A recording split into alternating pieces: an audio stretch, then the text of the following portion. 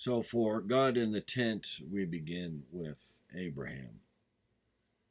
And it's normally accepted, usually accepted, that Abraham, while he was in Haran, was teaching the one God principle, monotheism. It is also suggested that Sarai, who would be speaking perhaps more so to women, also ministered in Haran. So we see the feminine element accompanying the male element, if you will, and that is represented. The female element turns out, is a real person in this case. It is Sarai and, of course, Abram. So the Egyptians referred to tribal groups such as what they viewed with Abraham and his troop later on as sand people, sometimes Scrabble people, and called them also tent people. So you have a very different element when you live in a tent. When you have a tent, you are vulnerable to others in one way. And your vulnerability also is extended not only out to others, that is, you're available to others, but you're also vulnerable to God as He lives with you in your tent. So this is a very important principle when understanding the teaching of the way. If you are available, and the word vulnerable is used in context of available, it doesn't mean you're taking risks you shouldn't be or anything of that nature.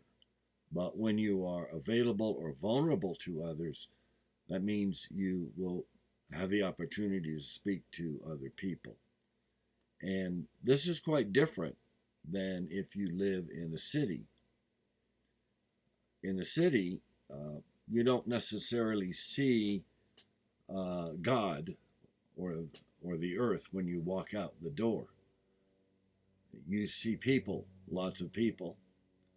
Now you can think of them as the work of God, I realize, but you see a lot of people and you see a lot of buildings and walls and things of that nature. When you live in a tent and you walk outside, you see all these other tents. Down the way, someone is encamped. You look around, but you see the world that God created.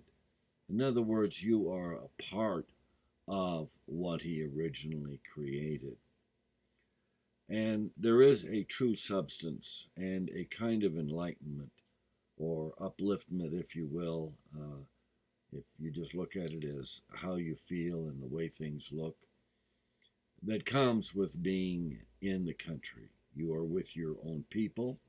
It's not all mixed up like a city, but yet you meet many different people from different parts of the land because they'll be traveling through. They may stop. They may ask if they can pitch their tent with you that night because, there may be people that might rob them and they just want to be with you for protection, which is a very important accommodation or custom in the Middle East. So if God is in your tent, then you should be open to Him. You should be vulnerable to God. And this brings home a very important part of pathway. When you're vulnerable to God, you tend to be able to be, and this would be the idea anyway, that you could be guided or taken from place to place, because even if you don't feel anything specifically, you may feel something that just takes you somewhere, or you end up somewhere, and then you have either good coming your way or you have someone that you can speak to. Now, the clarity on this principle that I'm talking about thus far really arrives when you see Abraham and Lot. So in, I believe it's chapter 13, 1 through 3, we have the reference that Abraham went out of Egypt, his wife and everyone, and so on. Lot went with him into the south. And Abram was very rich in cattle, in silver, and in gold. And he went on his journeys from the south even to Bethel, unto the place where his tent had been at the beginning, between Bethel and Hai, Hai, Hai. Because they were so prosperous, eventually there began to become conflicts as to use of water and so on.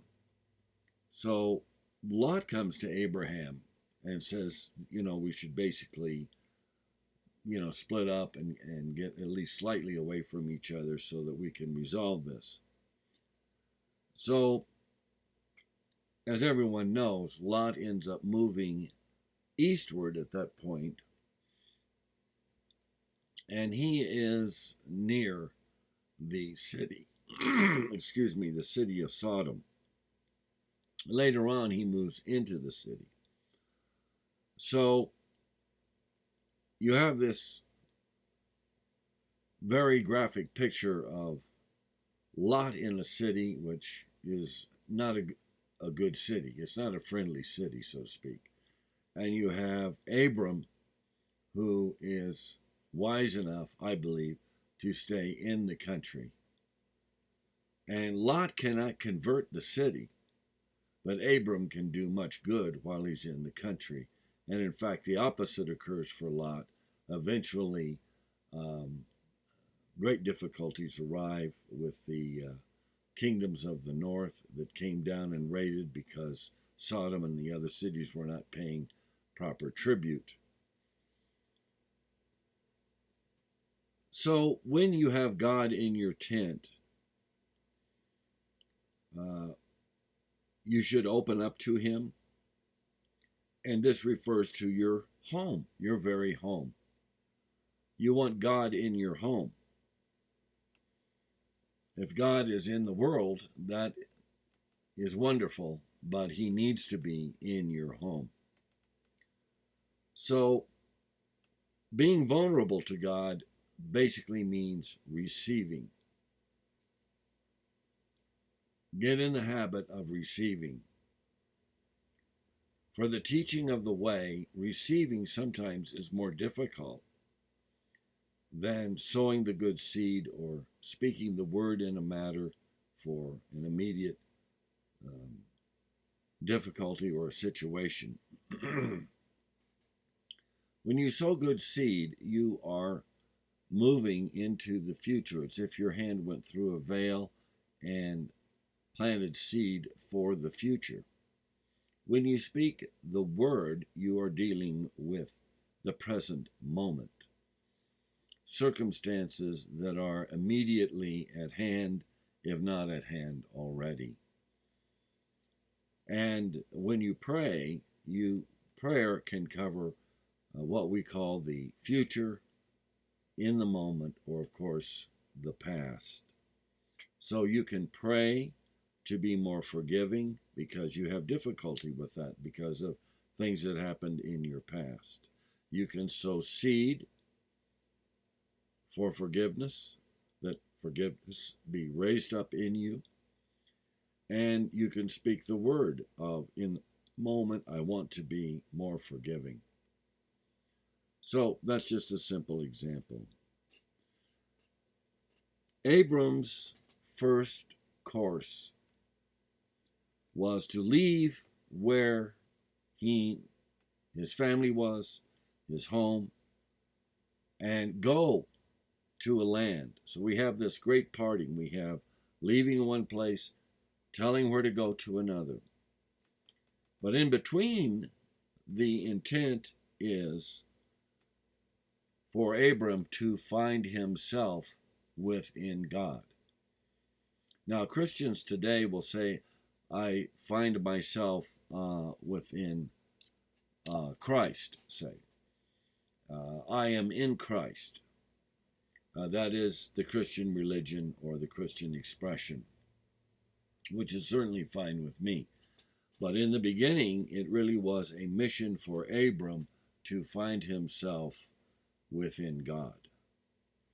And that's why God lives with you in your tent, because that's the best place for you to commune with him, to get to know him, to perhaps read his words. You could convey that into Bible study, I suppose, if you wanted to, or other studies that certainly I look at many other studies myself. So that is the real meaning of God in the tent. It is a very holistic mission, as it turns out, for Abram. And Sarai also, who is obviously with him, it becomes the same journey for her. So it's important to keep in mind that God lives in your tent. That is where you belong. You belong with him in your tent. But you must also be able to reach out and move in the world. And that is unlike a city, which is what Lot got involved with. So I hope this is a helpful article. When Abram leaves his people, you'll notice something else. He is leaving those who are perhaps not individually in his own family. They may have been converted, but he is leaving an environment that is essentially, in his mind, godless, so that he can be with his own people and thus be with God. That's very important to remember. He is not alone. He is going to another land, but the journey, in fact, will allow Abram to, bit by bit, which is what walking in the way is to find yourself. Now, I want to say one quick word and then we'll end this. Walking in the way is not part of a religion in that specific sense. Walking in the way is a discipline that anyone may participate in. It deals with sowing good seed, speaking the word, and your prayer life. You do not have to be Christian. You could be of a different religion. Walking in the way is not only a teaching, but it is a practice. And you practice the teaching by sowing good seed, speaking the word, and prayer. And I want to just say to people, never minimize the power of prayer. It has changed my life and turned me around on more than one occasion. And so I know this sounds like it is repeating an old message, the power of prayer. Well, it's really true. But you also sow your pathway because that's what you're going to reap, and you speak the word. Receiving is very important when you walk in the way. You are making yourself vulnerable to something of the Spirit. And that means when you do that, you must be willing to receive of the Spirit. And the receiving part is sometimes the most confusing and difficult for some people. So if you're one of those people, you need to sow seed for assistance in how I receive God, how I relate to the Spirit within as He expresses to me. And basically, these are the things that Abram did in his journey to find himself. So I will leave you with that. Thank you for listening, and I hope this was very, very helpful.